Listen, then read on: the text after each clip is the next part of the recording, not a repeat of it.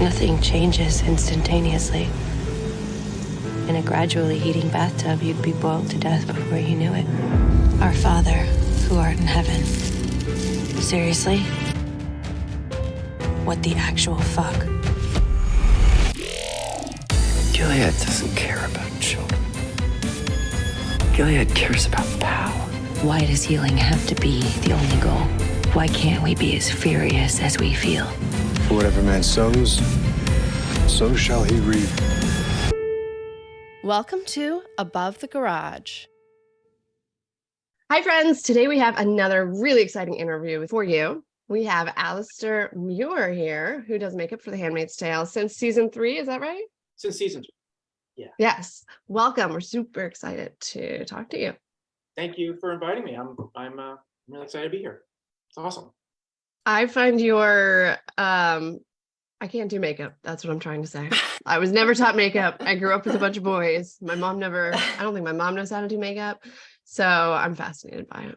Yeah, I shouldn't really be a makeup artist. I mean, I grew up in Regina, Saskatchewan. I was in university. I started in engineering. That's awesome. That was a disastrous year. You know, when I was in university, my summer job, I was a city worker. Like I was landscaping golf courses and doing a little bit of irrigation, doing a lot of difficult manual labor work. But after about 5 years in university, kind of fumbling in my early 20s, my dad's side of the family had a makeup school in Toronto, and my sister lived in Toronto.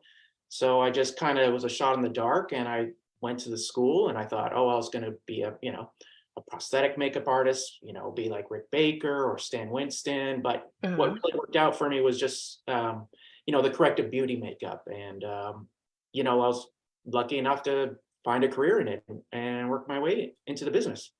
How wild is that, though? I think that's so fascinating that you started out in engineering and got to makeup school. Now you're at like this prestigious show. It's amazing. I'm pretty happy. I'm very happy with where I managed to, craft my career and where I am right now. It's great. Emmy nominee, no less. Yeah, and thanks to Handmaid's Tale and Burton's careful direction, I've been nominated twice for an Emmy and a once for a Guild Award, and that's incredible. That's pretty exciting too. Yeah, we love Burton. Me too. I love it. Great. He was with you on Witch Mountain too. I love how much you guys kind of travel in a pack. Like I know there were a bunch of you on Witch Mountain, not just makeup, but you know, like carpentry and Taylor James was with us as well, who's on oh cool. So she was with us on Witch Mountain, and we did another pilot just before that called the Untitled Lauren Ludwig Project for FX. Awesome. Bert and I have been working together since I keyed with him for the first time on a series called Warehouse 13, and I keyed with him on season 4, and we did season 5 as well. And I met him way back when I was a permit on a series I believe called Witchblade, and that's where I met him. He was the key, and I was sort of a daily. I was sort of in the process of becoming a member of the union, but I was called a permit, and that's where we met. And then we took on Warehouse 13, and then we did a pilot, and then we did Hemlock Grove, the 3rd season, and then we kind of the band didn't break up, but I got a show called Suits, so I worked there for a lot of years, and then I went on to season 3 of Handmaid's Tale after finishing it chapter 2, and I've stuck because it's been cool. It's been a good anchor for the year every year. It's a good show to work on. The cast are nice. There's lots of treats, like coffee trucks and donut trucks, pizza trucks, We noticed they increased in quantity, it seemed, towards the end of filming when you were doing like all the nights. Yeah, that's their way of bribing us. We're really sorry, guys. We'll feed you. here's a wood-fired pizza, or here's like a special coffee from Havana Coffee, which is amazing. They seem awesome, yeah. Yeah, they're very generous that way. Not all production is generous, that's for sure. Elizabeth Moss is very generous, I have to say. She's very crew aware. She knows the crew. She talks to the crew. She's gregarious, is charming and warm, and she does care about everyone on set. That's awesome.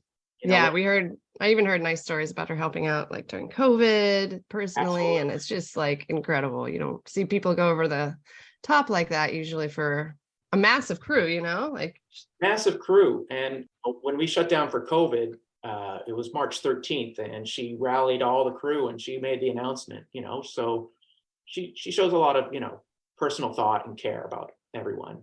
so she actually made the announcement. That's so Yeah, hard, she man. did. That's She awesome did. of her. To basically tell everyone that the production's shutting down. We don't know when we're coming back. We are coming back, and we're going to finish this season. I mean, it just speaks a lot about her character. Yeah. She is raved about by everyone. So definitely, She is. definitely believe that she is a stellar human being.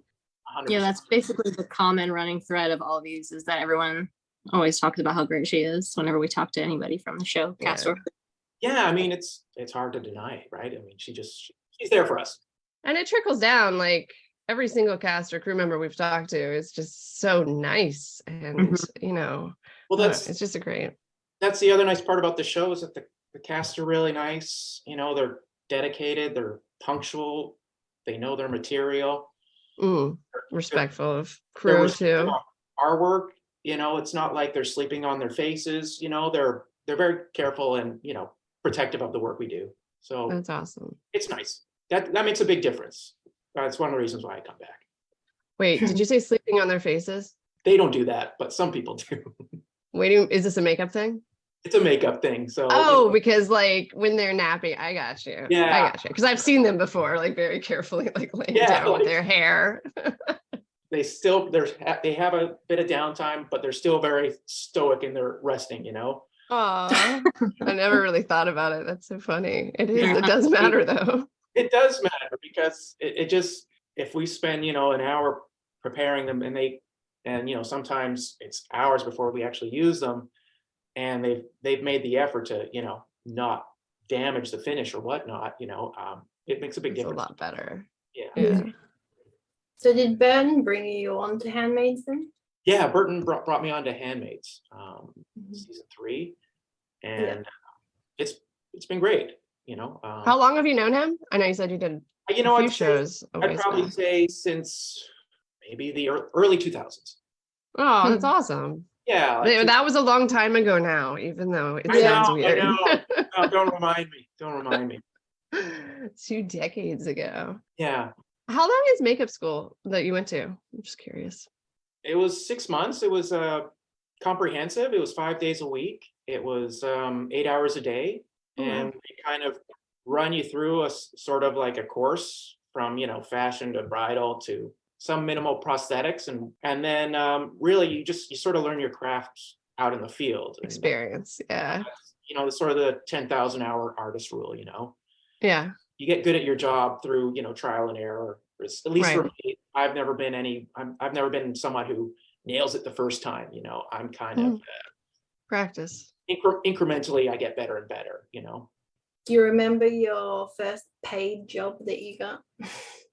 My first paid job was, I think it was, I did some work in Regina before I moved to Toronto permanently. I think it was called, can't even remember the show. Anyway, I think that was my first paid job. Well, you're not going to forget Handmaid's Tale and your Emmy nomination. Or Suits. Yes, Suits was a whole other different production for sure. I've actually never seen it. We've heard about it a lot lately because Meghan Markle and such, but I haven't seen it. I need to check it out. I watched most of the seasons, I think. I think I might have stopped watching not when she left, but when her partner on the show left. What was his name? Patrick, yeah. I think I might have stopped watching them. Yeah, I was there for season 3, 4, and 5. And then I didn't go back to season 6 because I was on a feature called Triple X3, The Return of Xander Cage. It was a season 4 and 5. I worked with Meghan Markle, and that was, that was a great experience. And she was always generous with me. But it's a totally different production from Handmaids. For sure. It's a much bigger couture show, and it's just has a whole totally different experience. It's very cush. You're shooting in nice restaurants, or you're shooting in the studio, or you're shooting in posh condos or posh office buildings, but not a cold, muddy Mayday camp. No, we're not. In We're the not middle in of a nowhere? moment at night in the mud. But did you get lit up and you could have had a mud bath? Yes, I was there for that episode, the mud bath. I saw Oh, that. wait. That's funny. And I got a coffee mug that says, "You just got lit up," you know? Yeah. That's so funny. It's interesting though to go to like Handmaids is, they're trying to look as basic, not as basic, but with the actual Handmaids, you're using makeup to make them look like they're not wearing makeup. I mean, it just seems like a totally different animal than. It is, and that's my preferred aesthetic. I think I loved film, and the kind of aesthetic I was always drawn to was filmmakers who had that aesthetic. So like Ridley Scott or James. Yeah. That was always that kind of raw, vulnerable look that the actors had. It wasn't overly processed, and they weren't hidden under layers of a mask-like makeup. It was just like you see them who they are. I think that's what's great about The Handmaid's Tale, and I think I really enjoyed that part about Serena this season is that we went with a much more raw or more vulnerable finish for her. She wasn't. Yeah. We used an Ilia foundation, but in past seasons we used Cogendo, which was a great finish, but it just concealed more and it hid more. But this season it was a much more sheer coverage. And then, right. With Serena, we, especially in No Man's Land, I really got a great opportunity to have a variety of different looks for her. That was amazing. We had flashbacks, and then we had her. Rarely have I ever had the opportunity to do breakdown on her, so she was sweaty and grimy and her eyes were hollowed out and, her tear line was colored in with a red pencil, and the birthing scene in the bar, which was, I was running in and out every take. So oh my gosh. I always weigh myself after a day like that. And I usually lose about 3 pounds just because I'm getting back and forth.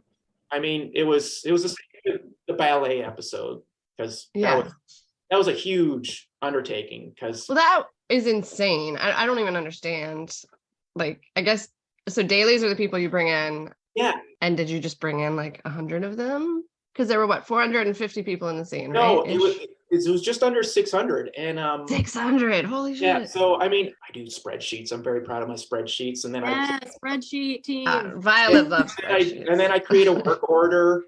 And then I book the dailies, and then I coordinate with the crew testing coordinator to get them all tested. And then I have to coordinate with transport shuttles to get them to the location because we shot in Brandon. So you have to do that yourself? You're like a coordinator on the days too. Yeah, my specialty is admin and IT. I set up a whole ecosystem in the trailer so the printers work. And oh my God. Okay, you're using every square inch of your brain. You have like the artistic brain. I really do. It's brain. But it's fun because I like, as much as I grumble about it, when I see like, oh, there's 560 background, and then so I booked 16 dailies, and the locations who set up the background holdings, Alex Angus, they had a beautiful background holding for the artists I hired, which always really helps because it's like the last thing you want is like feedback from the daily saying, we don't have this, we don't have that, we don't, whatnot. And then you kind of have to give the daily sort of a roadmap. So I always generate like a PDF of all the descriptions of all the different, classes of people in Gilead. Right, like Econo people or Econo people, commanders, wives, and then so they can refer to this and say, oh, this is that, this is that, this is that. And it was a really early morning. I think it was maybe 2:30 or 3:30 in the morning we started. Yeah, they got through everyone. I just did the math, and that's like 35 people per daily. Yeah, that's right. That's insane. And it's one of the things that I also do that really helps is I send notes to the background casting agents. So kind of the background already have an idea what they're going to look like. Okay. So, if they're Econo people, they're going to be clean shaven. Their guardians are going to be clean shaven, and their sideburns are going to be nice and tight. They're not going to come with sort of like a Luke Perry sideburn because that's got to go. So that also helps too. But yeah, the ballet episode was really great because we also did a lot of I had a big day of blood dressing and resets because Esther poisoned Janine. So oh wow, yeah. And that was just like putting blood in their mouth. The blood comes out. cleaning them up, resetting, and I think we did that with maybe 7 or 8 different camera setups. So, but it all worked out. It takes so It all long. worked out. That's the magic of editing and a director with a careful eye. Mm-hmm. I love that they put the blood in the truffle. That was really genius. Yeah. Oh, yeah. It was super twisted, right? Yes. But Because, it's so smart how they think of everything. you know, because like the previous season, she's like, you know, she's an alchemist, you know, she's slowly poisoning her commander, you know. Yeah. Yeah, it's brilliant. Yeah, it was very cheeky. Yeah, and it shocked us when she was like, I hated you when we first met, and I was right. And I was like, whoa, that was unexpected. McKenna is just such a great energy, right? Mm-hmm. God, how is she so talented I at know. any age, much less 16? Like, I mean, she's just a phenomenal actress. Like, forget the age entirely. Like, if she was 50, I would say she's an unbelievable actress. But she's also, I don't know if you listen to her music. Super talented. I think she was on the Today Show a couple of weeks ago. Yeah. Yeah, singing it. Yeah. And then, you know, sometimes when she would be in my chair, she'd have a little ukulele, and it's, you know, and Yeah, I saw that. I loved her. she illustrates. I mean, she's very talented. She's an old soul, you know, like, Yeah, Yeah. she seems like it. I wasn't really, can't even think what I was doing at 16. You know, I think I was still delivering newspapers, you know, and I was, Yeah, no. I worked at IHOP. I Yeah. was not very talented. Sweeping movie theater floors at that point, I think. Exactly. And she's I hope she gets an Emmy for this season, because that hospital scene was incredible. right? Mhm. Yeah. And there's like this like fierceness about her, you know, it's just like, Yeah. where does all that energy come from? Because she is so gentle as a person, Right. which is Yeah. like Alexis Bledel. She's the same. She's Yeah. so sweet and gentle and soft spoken, Uh-huh. and you know, she can just bring out this, like, you know, Yeah. Because she's so like still, sort of. I don't even know Yeah. how to describe it, but it is so stunning when she then like runs over the Guardian, right? And it's a very fascinating character. I loved her. Just going back to the scene with the truffles, I was just thinking, obviously that's really messy for you. Has there ever been a scene where they've had to do like so many takes and you've just had to like clean it up every time? I think that was the biggest one of all the 3 seasons, was that one. Just Yeah. it was just, you know, I think I went through, we use like a skin illustrator product that it's called, you know, it basically removes the stains. So I'm in there with Oh yeah. wet ones and this product, I think it's called Plasma, and I clean the blood, and then, you know, and then I have to reset the foundation, and, you know, Yeah. it's just, and it's on the faces, it's on the hands, and it's just, by the end of it, we had a lot of manpower that day too. I was just constantly sending texts, can you bring some more wipes? Can you bring some more wipes? Yeah. Yeah. I want to see your spreadsheet of how much blood is used in a season of The Handmaid's Tale. Yeah, Actually, all the And then things. how many wet wipes too? I want to know the Yeah. yeah, I mean, it's incredible how much Huggies baby wipes, you know, and then the red package wet ones we use, and we just go through a lot. Do you mentioned a couple products earlier. Do you have some that you kind of always like to use on certain shows, or just always like to use in general, that are some of your favorite skincare or makeup? I always like to use Kiehl's, you know, for the men. I use a lot of the facial fuel products for the men. They have a great product. It's like a roll-on you run underneath their eyes, and it just kind of brightens them up in the morning, you know, because they're usually quite tired as well because they've had a long night. Sounds like a thing I need. Yeah, I know. I was like, does that work for women too? Because I Yeah, I'm really, like really, taking that's notes. my biggest It does. problem. Okay. You can use it on. I mean, it's you know, it's kind of packaged in a very masculine way, but I use It's fine. I use it on something. That won't stop me. No. Can you tell us more about men's makeup? I'm really fascinated because it doesn't look like they're wearing anything, but I know they are. What do you do for the men? I mean, they're definitely wearing makeup. I mean, it's subtle, and it's Yeah. not like a mask I put on them. A lot of it's also a lot of just male grooming, you know. So it's like everyone at a certain time in their life starts to grow hair where, you know, they'd rather not. So there's just a lot of grooming going on. And then it's, for the most part, we're using like a MAC Face and Body foundation, which is, Good old Mac face and body. yeah, it's super sheer, and it keeps, and it just kind of, Yeah. all the guys have really great skin. It's not like, Max has great skin, Sam's got great skin, they're lucky in that respect, But You have to. go ahead. I was just gonna say you've probably worked on somebody in your career that doesn't have great skin, can make up for it, or just doesn't take care of their skin as well. What we can do always is we can change the pigment, but when it comes to texture, Yeah. You can't do and especially now that we shoot in a very high def. 4K, You can see every pore.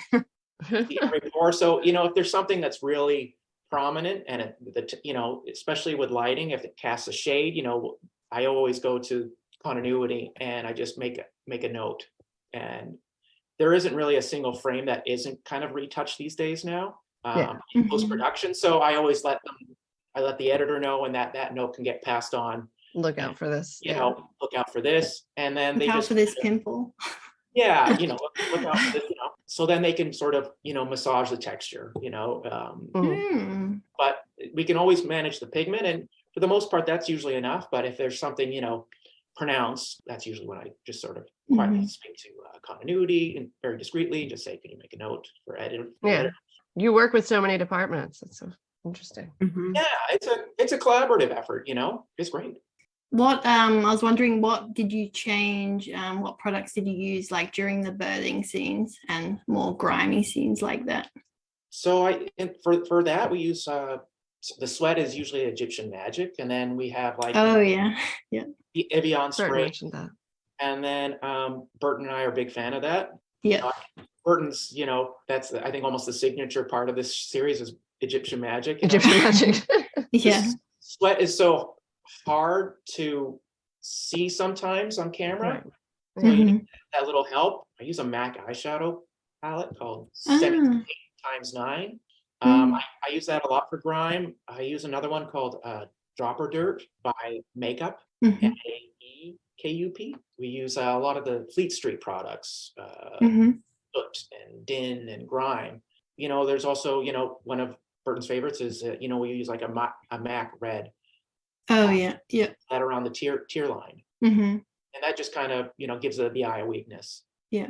Do you still put foundation on them when they're like that, or do you not? For sure we do. So it's because, there's still a certain amount of, even though we're making them look broken down, there's still a certain element of vanity too is there, which it just completes the look. I just heard you mention Ilia earlier. Yeah. I just discovered that. I am obsessed with it. So yeah, anyway, that was all.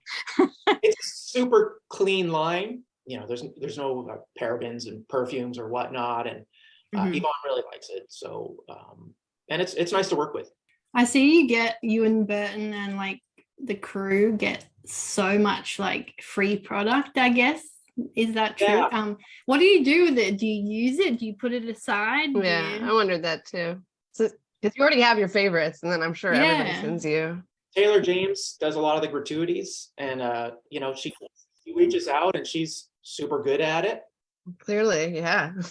So like Sahajan, Yvonne really likes that skincare line. So we always make sure that she has that so she can take it home. And a lot of the product, I have a neighbor who's wanted a makeover, so I give her skincare. Aww, that's awesome. So she really appreciates that. A lot of it we use on the cast, and it's sort of my kit, and it kind of goes from production to production, which is great. I mean, I'm super appreciative.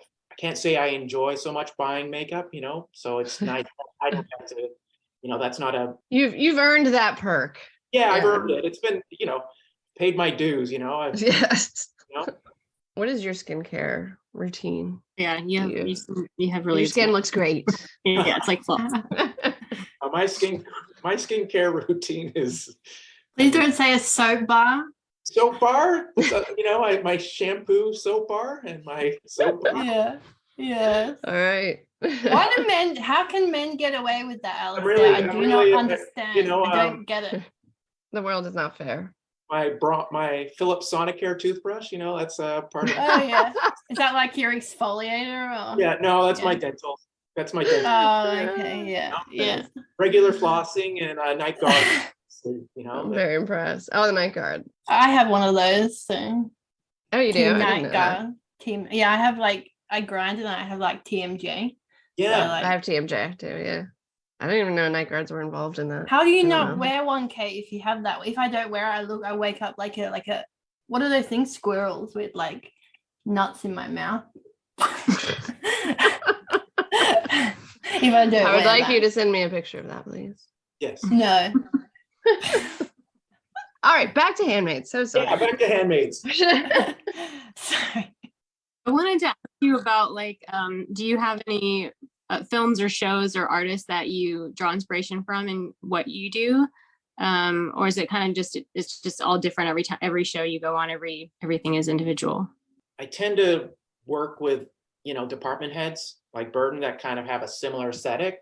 And so like, I think Burton and I always worked well together because we have that kind of like minimalist kind of, it's makeup, but it's a kind of like a fine line. It's like, they have to look a certain way, but at the same time, it's like, there's the nuances. And I think that's why I'm always drawn to some artists to work with, like Burton, Sarah Craig McKeithran.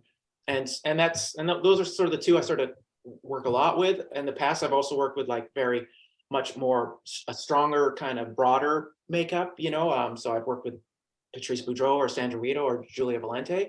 I kind of have to be a chameleon in my position because I'm not a department head. I have to adapt to the department head's sort of like aesthetic. I'm more drawn to the minimalist, but lately on some shows, one of the pilots we did this year, I was, it was a much, it was strong eyeliners, and I was even bejeweling their eyes. So, that's a good way to, get some muscle memory in the other direction. Branch out, yeah. Yeah, I think really I'm just sort of drawn to that minimalist aesthetic, Is there a specific look or project or scene that was particularly challenging that you've done, where I guess maybe the truffles is probably one of them, right? Because of having to do all that cleanup. Yeah, the truffles was a tough scene, what I did like was when I worked with the ballet scene was great because I got to do the ballerina. And that's awesome. And so different and new. Like, I love how. Yeah, that was a lot of fun just having the opportunity to work with her. I mean, she was Devin Touche. Yeah, she was super great. And I think she worked so hard. I think at the end, she couldn't even feel her feet. Oh my God. Oh, yeah. I stupidly assumed they would just use a ballet that had been filmed normally and not actually bring in a ballerina, choreograph it, and film for, I don't even know how many. Was it one long day or? It was one long day. Wow, that would be so hard as a ballerina. Yeah, and she was from New York, and they flew her in, and the choreographer, I believe, was from, you're gonna have to correct me if I'm wrong. Justin Peck, I thought, was choreographer, but I don't know anything about the ballet world. It was great. It was a good experience. It's just so like they go to like the very best in every, the very aspect best of the show. They don't kind of like cheat it. Mail it in. They don't like, the audience won't know the difference. Right. They bring production value. What is it like doing a ballerina versus, I assume they must wear a lot of makeup? Age makeup, right? So the eyeshadow is a little, more prominent. Right. Yeah. The finish was a little, I did a lot of fixer spray just to maintain it. But ultimately, does it melt? Does it melt in the lights? She did it, as hard as she was working, it didn't really melt. I mean, I was going in at take after take just to, maintain it. But I mean, it's pretty impressive. What powder do you use? I'll use like a Makeup Forever loose powder. It's like, and I'll use, sometimes I'll use like a Studio Fix compact from MAC. In general, we kind of try to stay away from the powders. I'll use like the Kryolan anti-shine. I'll use a blot film. But in certain circumstances, you do need, one of Burton's pet peeves is if the nostrils are really shiny. So, nostrils in particular, not the nose, but the nostrils. The nostrils. So I'll always, it's so, in some circumstances, we're going in there with the Makeup Forever loose powder, which is a great finish. And it's, so refined. So it's great. I actually just, I live in Australia. Yeah. So I do. I'm sorry. I've never mentioned that to you. Anyways, Kate. The accent's a dead giveaway. G'day, mate. Anyway, It's you work with an Australian anyway, Alastair, you know everything. Yeah, That's right. I mean, I really like it when Yvonne says, "I reckon." Oh my God, she says "I reckon" so much. Kimberly like says it Kimberly's all the favorite word. time. You know, whenever she says "I reckon," I'm like, "Oh, I reckon." It's so funny. It's just so weird to me that you guys don't say that stuff. But anyway, Well, I'm not even going to attempt to say it with an Australian accent, but when she said, she's so good at jumping between, yeah, I know. Yeah, totally. American and Australian. That'd be it's crazy. pretty seamless, which even with with OT, whenever I see him in interviews, he's got his, proper London accent. Yeah, and it's weird, right? All day on set, he speaks with, the American. It's just like, oh, you'd never know. But then he's so good at it. Yeah, everybody is. Like nobody's American, but they all speak, or Canadian. They all speak. Yeah. We interviewed Christine Cow, and she literally didn't know he was British until she got to Paley Fest. Or until she got to TIFF. Yeah. And she was like, "Wait, which one's real? Is he messing with me?" Like, no, because you'll see him in a movie like Black Widow, and it's just like, oh, that's same. That's him. That's his. And then actual, when he's with us, he's like, he could be from Atlanta. He could be, anywhere. Yeah, it's a great accent. I don't understand how foreigners can do Americans. So I feel like they can do American better than we do. Oh yeah, by far. I agree. I think they're very they carefully study it, and I think they're observers. So yeah, and they just learn to adapt. I don't know how they do it. I guess also like used to watching a whole lot of American TV and movies and stuff. True, maybe. So you probably hear it more. American culture is global, everyone consumes it because I don't think no one really does it better than Hollywood in a lot of respects. But obviously that's not the case in all cases. But I'm a Hollywood fan, so that's my genre. That's what I grew up on. It's cool how Toronto has its like shows though too, like Reacher, and I don't know, you hear a lot about there's a lot, seems to be a lot of shows working in Toronto that you didn't know were in Toronto. A lot of shows, I did the first season of Titans, you would never think it's there, but that's where it takes place. And then The Boys is in The Boys, Reacher, I'm trying to there's The Expanse. Is it difficult for you to work in America then? Like, do you have a visa that's just like standing, or you get it from each job, or how does that work? You know what? You have to have a special visa. In an ideal circumstance, the studio would take care of the visa, but that it's I think special skills and talents. And on occasion, I've worked with people like Burton has the visa. Paul Elliott has the visa. A friend of mine, Sue-Ann Stewart Green, she got the visa to do the spin-off of Suits, Pearson. Oh, there's a spin-off. Yeah, but in general, it's pretty difficult for Canadians to make that leap across the border because there is already a large labor pool there with huge skill set. So you really have to make a strong argument to prove that you can, displace do this better. Yeah. I haven't gone that direction. I just renewed my British passport, and Oh, you have a British passport? Yeah, I was born there, but I was raised in the prairies, so I obviously don't have an accent. But I would kind of like to make that leap across the pond. But there's also Brexit, which kind of has changed the industry. Oh, complicated. Brexit. I also have a British passport, and now it's kind of like I've deemed it kind of useless. Yeah, I like having it. It's kind of posh. It's like, here's my British passport. Listen, you guys, it's better than an American passport. So keep your British passports. I know. Yeah, I'll trade you. Yes. Where did you where was Luckiest Girl Alive filmed? It was we shot it in Toronto. And then we did some locations as well. The studio elements, we shot in a brand new studio, which is really nice, and it was lots of space. And we weren't cramped. That was really nice. Yeah. Sometimes the studios can be really tightly packed, and there's really nowhere. Yeah. Sometimes when we come to set, makeup's sort of like, where are we going to go? And it's just like, I'm so curious what that is actually like, because there's so many different sets, in each space. Being on location too, right? Because then you're using a room in the house or whatever. Isn't that right? How you guys do it? Yeah. We all have to find a corner to hide, and then close to the monitors and close to the cast. Yeah. we kind of, we have to be very small, but still have a presence, Yeah, that's another thing Christine Coe like raved about, how like silent the set is and how respectful the crew is of like you forget that they're there because you guys are so silent and good at what you do. It's a good crew. And it's the same crew that's been there for a long time now. And which speaks well of the show. You're gonna do the next season, I assume. So do you kind of craft your life, not your life, but around Handmaids, your career, like taking jobs like the Switch Mountain or whatever that will work in between those? Yeah, I mean, ultimately what I try to do is like Handmaids has been the anchor. So, I have that gig. And then I try to squeeze in, this year I did Handmaids and then I did 2 other productions. So that's awesome. I try to do like 2 to 3 productions a year, and that usually keeps the wolves away. Do you have one for the spring or? Not yet. You're on vacation. I'm just sort of patiently waiting to see what happens. Not gonna. Just thinking about your British passport, because Burton said he was going there soon, I think, for he is. Vale.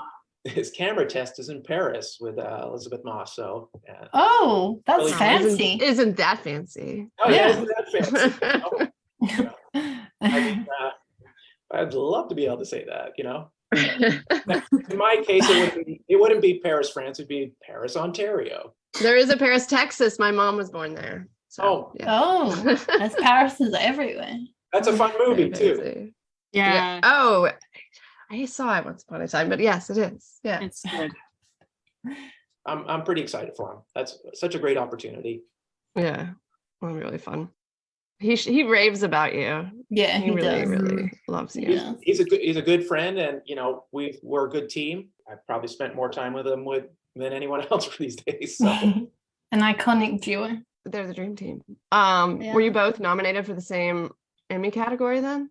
Yeah. So Burton does the submissions, and he's very good at his submissions and the campaign. It's so like the submissions are so like have to be done so precisely according to the Television Academy. Okay. Yeah. If there's errors, they kind of screen out. Just like So he's so careful in his submissions and detail orientated. And then he's also really good at kind of like during the, right now it's the Guild Awards nominations. And which is a big deal. Yeah. Is that what he's been posting for your consideration? Yeah. So, I mean, he's developed a significant social media base, and he's very he's very good at doing that. I'm kind of cheat a lot. I just like it when people say, add me to your story. And that's what I do. Yeah. You did that today. Yeah, I'll do that today. And that's like, I get very anxious with social media. Social media is anxiety inducing. It's I get very uncomfortable posting really anything because I just start thinking like overthinking. Yeah, overthinking, and then I'm paralyzed, and I'm like, I can't. It's not worth it. Yeah. Well, Burton does it for you anyway. He does it, which is very nice. Yeah, that's me and Kimberly and Kate are like the social media people, and I'm like, I'm just gonna sit over here. She edits every episode. She spends way more time on everything than we do, and we appreciate her. So it all works out well. Well, everyone has their strengths, and so everyone out there, it's a team effort, and everyone does their part, and that's how you get the finished product. Yeah, very true. So back to the awards, how does it work in the makeup world? Is it like for a specific scene, like a character, or is it a whole episode that they look at your makeup? How does it work? So I think for the guilds, it's the season as a total whole. Okay. Okay. And I believe for the Emmys, it's a single episode that has to be chosen. Right. Okay. And then it's not a specific character. Can it be all the characters that you worked on? It's the collective, it's not a single actor, but it's sort of the total. So it's always I think choosing for the Emmys an episode, you're always trying to find something that works for audience who's voting, but also the shows the most dynamic range of makeups. Are you going with 7? Maybe you can't say. I wouldn't even be able to tell you. I think Burton's carefully weighing and measuring which would be the strongest. Oh, I love him. What a good guy. What a good friend to have. Oh yeah. Do you do Ever's makeup? Yeah, I do. Putnam. How was it making her up a bit more for her wedding? Oh, it was great. I like doing wedding episodes. I've done a couple wedding episodes in my career. I did on Suits. I did a Meghan Markle wedding episode, and yes. Yeah. Issa, and now I've done Ever Carradines and Handmaids. That's awesome. She's so great to work with, and she's a lot of fun. Yeah. See on her social media how much fun she is. Yeah. We got her and Steven on together, and it was like too much fun. Yes. It was nice of them to allow us into their friendship. They have such a great friendship. I mean, they're both kind of heartbroken because Yeah. Right. sort of like, who wants to be married to Bradley Whitford, you know? yeah. I mean, yeah, seriously. Just kidding, Brad. Gosh. But it is so sad because they do have their thing. I love yeah, them. they do. They were just such a great. They were the power couple, right? And Yeah. his death was sort of like very shocking to everyone. Yes. Mhm. Who was it that did Steven's makeup? Because that was awesome when he was just before he died. That was Taylor James does his makeup, It was Yeah. great. Yeah. and they work so well together too. You know. Yeah. So I mean, that was great. was. That day we shot. It was like every kind of weather event happened. Oh, yeah. Snow, We heard about the blizzard out of nowhere. and it was just like it nearly sabotaged the day, but you know, all the movie magic kind of like. Yeah. But it was, and shot that at a fishing club. I've never like Trout club or something. yeah. What even is a fishing club? You I just have go no there. idea. I guess it's Do you actually fish? No one knows. No one seems to know. it seems like it's been there forever, and you know, it's just like I think it's like a social club for, you know, the old The elite business guard, you know, Men. Yeah. rich people. you know, for like all the old money in Toronto. That's where they go to have, you know, trout, Sounds right. Sounds delicious. you know, potatoes with you know, dill and trout. Definitely a lot of dill Oh, used in that fancy. kitchen. And Oh, truffle. and they say, isn't the trout fabulous today? And you know that. Trout almondine. I think that's a thing. Yeah, I would never know. You know, So you're not a big fisher then, Alistair. I don't hunt. I don't fish. You do and carpentry though. I saw.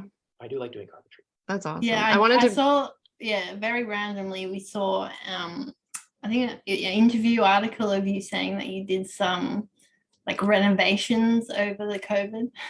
I did. You know, I stained both my front and back deck. You know, actually, I was, when Burton called me for our Emmy nomination, I was just finishing staining my front deck. Wow, how excited were you? So excited. I was excited. It was amazing. Or were you you know? like, why are you taking me away from my staining, Burton? Well, Yeah. no, I wasn't. I was very excited. You know, I was putting on my mom demanded that I put on some like they're like textured plastic treads that you add to the steps. So I was just Oh, so you don't fall? Yeah, so you just That's you know, nice. screw those in. That's adorable. I feel like deck projects were a huge COVID Yeah. thing. Everybody was like trying Yeah, you to did it. have more outdoor spaces. Yeah, we did our deck. Yeah, Wish we had yeah. you to help us with our deck. Yeah, you know, it's like it's a whole process. You power wash, you sand, and then you stain. Yo, And then power washing is like the most satisfying job Yeah. on the planet. I It's love like power painting, washing. but removing the dirt. Yeah, it's and you great. Yeah. see it as it's so good. Imagine if they had one of those in Gilead, like the blood would come off like so much easier. Yeah, what? That's They really true. do Oh, yeah. need that for the wall. Probably yeah. isn't it like gas powered or something? Maybe that's why, because they're so like Yeah, they Oh. wouldn't. of Yeah, the everything. gas powered ones are next level. The only electricity is Aunt Lydia's wheelchair in like season, I forget, 3. What was your favorite season to film? We haven't asked that yet. Season 5.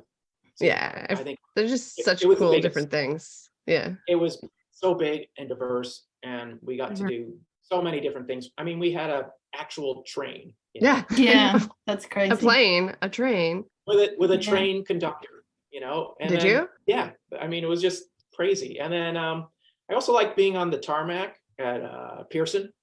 Because we it had was- these, Mhm. we had these private jets, and then you Yeah. know, it was all Awesome. like jets. I mean, I love jets. Yeah. Wait, is this when Serena lands in Gilead? Yeah. Because I just realized there's the hangar later in the season. The tarmac was hilarious Yeah, the because tarmac. it's like Bradley Whitford on, at his best At his best. comedy. The Americans thought they had one up on Gilead, but there was, you know, Yeah. Bradley. He's got, you know, just waiting there. Yeah. Mm. And then you're in the giant hangar. You have lots of different types Yeah, of I mean- transportation this season. I like jets. I read a lot about jets, and Oh, do you? Aw, Submarines and aircraft carriers. that's very Maybe they cute. can work in an aircraft carrier and a Yeah, submarine next season. yeah, They're gonna need to get to Hawaii. good point. Maybe, yeah. I mean, I did actually ask them what kind of like strategic airlift they were using to bring in the commandos, the American special. Yeah. But no one had an answer for me, unfortunately. I was like, Oh, I wonder what they do. Oh, you get to fill in that information then. Yeah, they'd be like, okay, you know. We've heard from several people too about just talking about the diversity of the season, like things like, okay, the shot with June and Serena when they're out in the when Serena's going to shoot June, you think she's going to shoot June and they're out in the dirt sitting there, like that's kind of a Western style thing, and then there's some kind of horror style, so I imagine that's fun to be able to do all those different styles. Oh yeah, I mean, in one season. We shot in, it's called the Clareville Conservation Area. And so all those scenes where we're out on a kind of a dusty road and, you know, Serena's, you know, in labor and Right. it's pretty crazy. We heard it was really hot too, and she was wearing like a lot. And dusty, and you know, the wind was blowing dust everywhere. And it's just like, we're all kind of, locations is great. They set up tents and we kind of all try to keep the actors in the tents because it's like the sun's like, it doesn't matter how much sunscreen you put on people. I mean, yeah, it's that harsh. it was such a harsh environment. Yeah. There is no shelter. It's just the tents. That's some of the more challenging aspects of this show that not a lot of other shows do. You know, it's just. Where do all the trailers go? Do they go in the area, or do you have to go like camp elsewhere, or? So when we shoot the Clareville Conservation Area, our base camp is this water park. Oh, nice. We have to take a shuttle that'll take us like, you know, 15 minutes to get to the location. Oh, wow. Okay. And then the tech land is on another like dusty road. It's kind of a marvel of logistics, you know? Yeah. So I guess you have to, do their makeup obviously in the trailer, and then they travel? They travel. Yeah.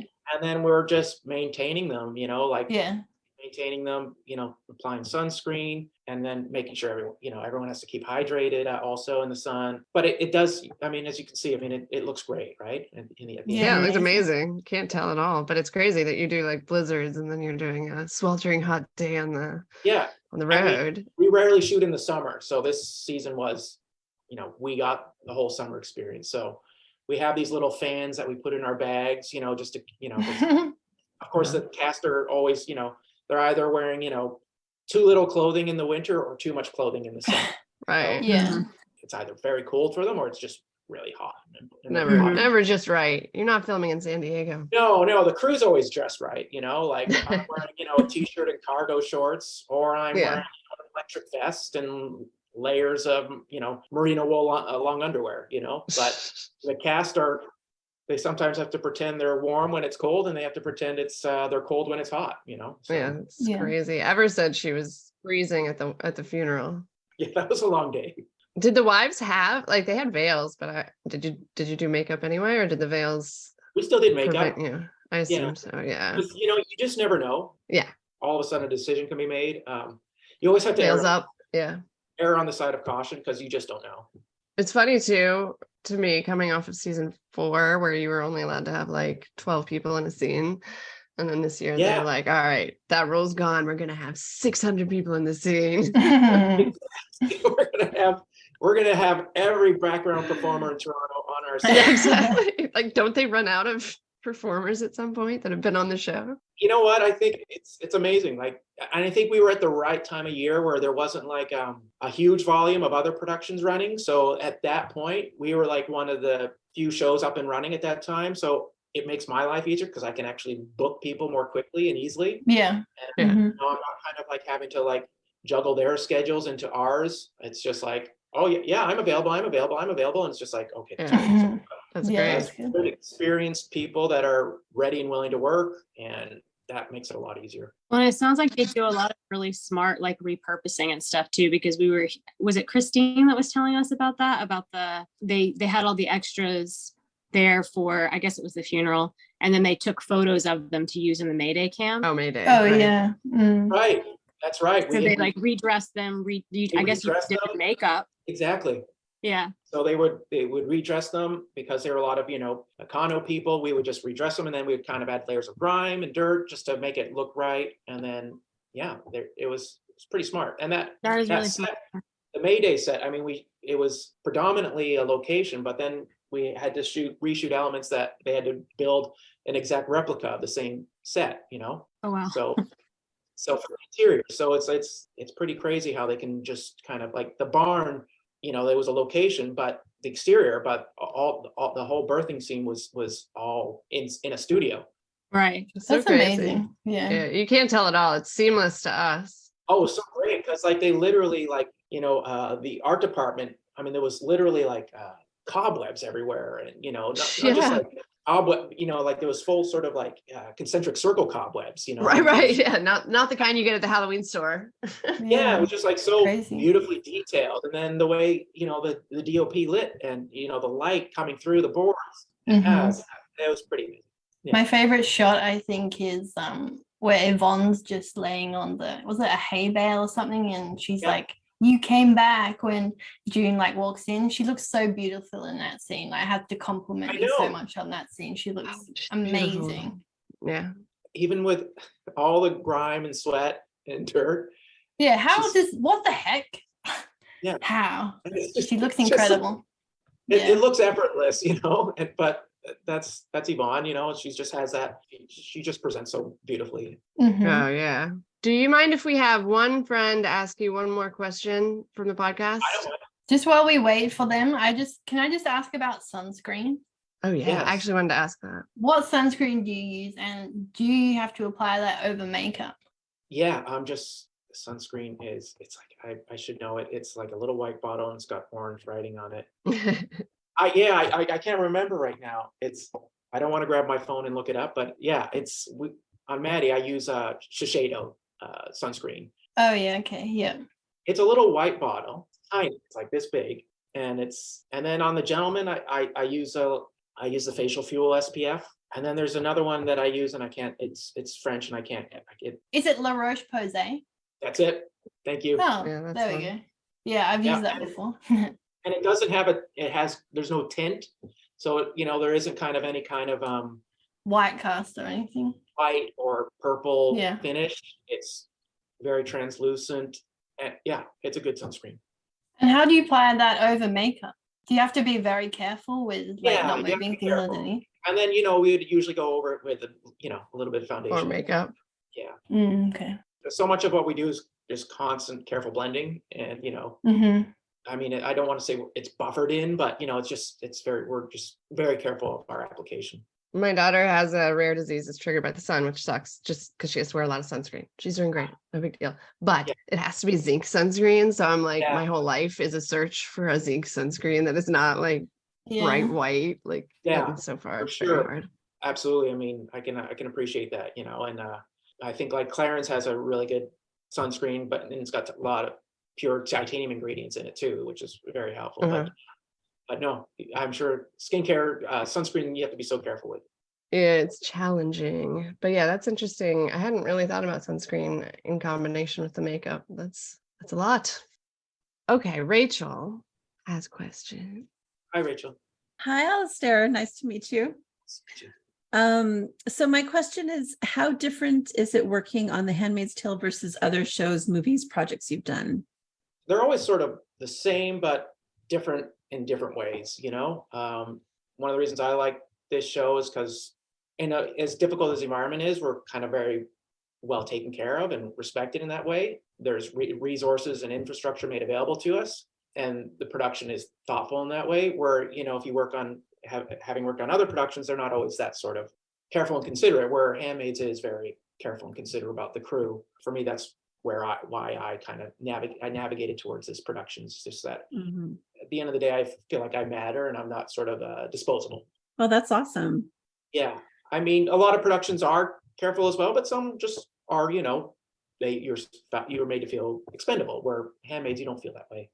You feel valued, and your contribution's important. Yeah. So that was also the case on, Suits. I felt valued and my contribution was important as well. But Handmaid's definitely is definitely a consideration. And that's one of the things that's different for me. And also the scale of the production is, I guess I call it sort of the Game of Thrones effect. After HBO kind of that scale of production, that sort of started to lead to other productions to emulate that. And I feel like I get to participate in a production like that on Handmaid's Tale, that, you know, it's not just a walk and talk, you know, production. There's costumes, there's hair and makeup, there's the camera department that has like every toy. You know, we will have like, some days we'll have like 3 or 4 techno cranes, we'll have drones, and then we'll have, you know, 3 or 4 at the funerals, just so many cameras, techno cranes, just all the toys, which Yeah. you know, it's fun for me it's nice to be a part of that, because you feel like you're part of a feature film kind of level production value that you're working in, but still series television. Yeah, I can see that. Just the scope is huge. Yeah. Well, awesome. Thank you so much for your answer. I have a totally random question you probably don't know, or you may know the answer to. I've never known who flies the drones. There's so many drones that must be used in this show. They're their own little niche group. It's such a specialized field that so it's like a company that they bring in. They're usually they're in the camera local, but they're sort of in their little niche group, because, you know, they're operating the camera and then someone's operating the drone simultaneously, and it's just like a little dance they have to do. And then there's the technicians that maintain the drone over the course of the day, and, you know, they're an impressive piece of hardware. Yeah.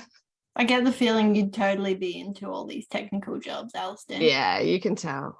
Yeah, I know. I do. He knows the equipment really well. Yeah, he knows. Well, like, the super techno cranes manufactured in the Czech Republic. Yeah, exactly. Do you have a spreadsheet for cranes? Yeah, you know, like they have a history of like their machinists are so precise, and, you know, that's their, you know, anyway, everyone just likes the word alone. Super techno crane is just fun to say. You'd be amazing to have on like a small, like an indie movie, I think, because you just know everything. You know stuff about everything. Yeah. I think I know a little bit about everything. I have worked in different departments. When I was coming up in the business, you know, I worked in the transport department. You like cars? I read you like cars. Yeah, so I've driven shuttles. You know, I've done unit moves. I've rolled cable. I've done construction labor and paint labor. Done it all. Can you paint with one hand and make up with the other hand at the same time? Yeah, no, I mean, a joke of mine was like when we were at rap after a long day, it's like, oh, I guess I got to, I'm going to go do the unit move now. But do you chat up the picture car guy? I've done picture car, and I do like to chat up. We had a super cool like Oshkosh. Subaru. It was the Subaru is great. We had this armored personnel carrier from Oshkosh for the funeral, and it was like, that vehicle itself did serve overseas in Afghanistan. Oh, really? They had to basically do a rebuild and refinish it to make it look, you know, Gilead. Yeah. That's so cool. Those kind of those little details are important to me, because it's like, oh, I recognize that piece of hardware. You know, really fascinating. Yeah. So I mean, and picture cars, you know, they have to wrangle all these different vehicles. You know. Yeah, it'd be a fun job, I think. And they're none of the cars are ever really like, they always require a lot of help, because sometimes like there was a BMW 7 Series that Serena was being driven in, so like they're look great on the surface, but sometimes the engine and the internal mechanics need a little bit of help. So they're always kind of like, there's always a standby mechanic there just to like, you know, get it going again. The battery dies or whatnot, and they have to like quickly get it up and running again. Do you like to help with that? No, he's like, I got this. Yeah, Alastair, come over here. No, I don't. Everyone has their own little niche, and you don't dare cross the lines. Right. Okay. I'm sorry we've kept you so long over, but thank you. No, I do want to ask one more question. Yeah, please. Do you guys listen to like a lot of music? First of all, you get to make up a lot of fun people, it seems. Yes. Do you guys listen to music much, or what's it like in the actual trailer on a normal day? So I actually, I'm sort of the DJ, but really, I just because you do everything. I have a subscription to Sirius Satellite, so I make this pilot I just finished. I made everyone listen to Christmas music for 14 days. Good for you. And nobody went crazy. I enjoy Christmas music. Oh, it was the best. In season Christmas music. What's your favorite Christmas song? I think it's George Michael's or Wham's. I think it's Last Christmas. Yeah. Yeah, I mean, I it's love so that good. music video too. It's just so like George Yeah. Michael running around. Oh, I mean, come on. It's so much fun. When do you start listening to Christmas music then? Like as soon as like December hits or before then? Yeah, I think as soon as eggnog's available, basically. Ew, I still haven't tasted That's a eggnog. really good barometer for Christmas when eggnog's available. It's like eggnog. Immediately hits his phone. Eggnog's available. Okay. What does eggnog taste like? It's like a very rich, Kind of like a melted milk. It's like it's very like I like to add a little bit of El Dorado dark rum, and Ooh, spicy. and then I That's throw what my on brother some, does. I swear by the El Dorado 12-year rum, and then I throw a little bit of like allspice on top, and it's just like that's good. okay. I'm taking notes on this because Sounds I've really got good. my like COVID. You refinished a deck, and I got into making cocktails. Oh, She designs. She's a designer of cocktails. I like making Manhattans, and I'm pretty spot on with martinis. So Okay, we're gonna have to talk after this. Y'all aren't too fancy for me. I like my wheat beer. Blue Moon. Hey, I love a good wheat ale. Wait, sorry, one more Christmas question. Do you like Avengers? Do you like the Avengers? Sorry. I've watched Captain America Civil War so many times. That's such a good movie. It's so good, yeah. Winter Soldier. Bucky bombs. Yeah, Winter Soldier. Bucky's the best. Bucky. I love the Russo brothers, and I listen to the scores even, Henry Jackman's scores from Russo brother films. Yeah, I'm very big fan of phase 1 through 4. No, 1 through 3. So I can talk all day about, Steve Rogers. Steve Rogers is I awesome. run, and when I'm running downtown, I always say on your left. So I love that. I would love if somebody ran by me and said that, honestly. We have a trail here where everybody does that on the trail, and it's like you think of that every time. But like people always say that if they're biking and they bike past a runner. So yeah. Yeah, and I'm not gonna lie to you. I cry a lot in movies, and Me too. Me too. I embarrassingly sobbed when Captain America picked up Mjolnir. It was pretty. Oh my God! Right? It was amazing. I knew you could. I could tell you could pick that up. You're just being nice. I was still crying in my car, and and my lady friend at the time had to deal with that.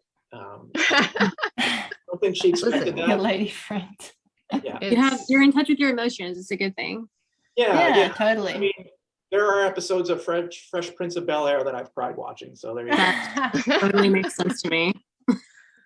What's your favorite movie, Alastair? Wow, that's quite a question. I know that's hard. You know what? My first memory of seeing a movie was that my grandma took me to see it, and this will put an age on me, but it was Empire Strikes Back, and That's so Star good. Wars, yeah. and I've owned it on multiple mediums, from VHS to even saw on my iTunes account. Every version, retouched, everything. I have a poster in my living room, that I had framed. It's Empire Strikes Back, but it's Oh, cool. But I have that's probably and I think I liked how all that came together. Yeah. I'm a big fan. I'm waiting for the day where all those the original films are released in 4K Blu-ray, but sort of unmolested by all the digital effects they included. Yes. Yeah, and then they added the scenes, and exactly. But I don't think they're ever going to do it. I don't think they're ever going to give it to us. I don't think George Lucas will allow it, even though he's sold his rights, but for whatever reason. But there is a market for it. Yeah, of course there is. Everybody wants it. All of the original fans. Yes. Do you like the new movies? I wasn't a huge fan of the new films. Especially, you know what? I think what happened is the last one, it just like bringing back Palpatine was, I think, just a huge. I know. Mm-hmm. Bad decision. I loved the first one. Now I can't remember the name of it, but the first one that they came back with. Force Awakens? Yes, I loved Force Awakens. Yeah, I that was fun. feel like they kind of lost the I don't know, something fell apart a little bit as it went along for me. You know, like I'm a fan of the animated series, and I'm a fan of the, you know, I really like the first season of Mandalorian, and I really love Andor. But you know, I gotta watch Andor. That's on my list. I'm excited because all of my Star Wars friends have loved it, so obviously it's really good. And that's not been all of them. I think in the last one they kind of, you know, I think they kind of got lost in that story. Yeah. You know, There were multiple. Trying to bring back too many callbacks and stuff, I think. Yeah. I'm one of those people who don't watch it like that intricately like you guys, or you do probably, Alistair, where I'm just like, I watch it as just a movie. Like I can't remember anything that's happened like in the old ones. Yeah. You know what I mean? So I feel like it's a standalone movie for you. It's maybe easier for me to watch, not as like a super fan, but whereas fans that actually remember everything, they like remember and they can like think about like what's missing, or you know, what didn't work. I'm sure that it's like, in a lot of ways, you know, I think people who are fans of any series just, you know, sometimes we just kind of go into this kind of forensic audit mode where we're it's just like us with Handmaids. Yeah. Like, wait a minute. Totally. Yeah. You know, the callbacks, and you know, as a viewer, sometimes you feel it might be a little too, some choices are for fan service, but you know, I feel like Handmaids doesn't really do that kind of like fan servicing, you know, it's same. Yeah. The writers have a vision, and they execute it in such a, you know, careful way. Yes. When you watch shows and movies and stuff, are you like hyper focused on the makeup because you like know how they did the looks and stuff and you're thinking about it, the process? Thankfully, I'm not. I can. That's awesome. It's good. You can turn that off and watch. I can turn that off. Yeah. When I work on shows that I work on, I do. Yeah, because it's your work, right? But when I'm watching someone else's work, I never even think about it. I just that's awesome. I mean, that probably means it was done well, right? It's like if it blends and you're not thinking about it, then it was done well. For sure. Well, thank you for letting us keep you so long. I'm really sorry. I can't believe it's 11:30 now. I love hearing about all the technical stuff that you like. It's very adorable. Mm-hmm. Thank you. I really appreciate you guys taking the time to talk to me, and you know, it's nice. It was a pleasure. Yes, it was our pleasure. We hope you have a wonderful Christmas. Likewise, I hope you guys have a Merry Christmas as well. And you get to bop to like Wham a lot. Well, there'll be some Mariah Carey, there'll be some Wham. Oh, yeah, totally. There'll probably be some Sinatra, and there'll probably be some. Love it. You know? Does your mom enjoy? You know, my mom always wants me to play ABBA, and then Cats. I do really love her. Another classic. Yeah. And then she likes a lot of the, you know, classical. So there'll be Nutcracker, and then Nutcracker Suite, Tchaikovsky. The reason I asked about Avengers is they did a Guardians of the Galaxy Christmas special, and there's a Christmas song in it, and Kai has been playing it on a loop. So it's like the definition of Christmas for me. 2022 is going to be this song. That's going to be the song. That's going to be the song. I mean, I'm looking forward to the third Guardians of the Galaxy, and me too. I love those movies. I love them. I mean, all the drama going on with James Gunn and Warner Brothers and The Rock is yeah, it's just as interesting, the behind the scenes drama. Oh my God. As the movies. Henry Cavill, he announced that he was coming back as Superman, and now they're saying he's not Superman. Oh my God. Can you see my little man? We can read it. Oh, he's very reflective. Rude. He's the best. Yeah, no, he's great. Hey, I love him. Yeah, he's my favorite. He's so cute. He is amazing. Same. Okay, for real, we're letting you go. Okay, Merry Christmas. Enjoy your holidays. Thank you so much. Take care. We'll see you on Instagram. Yeah. Bye. Bye. Bye. Nothing changes instantaneously.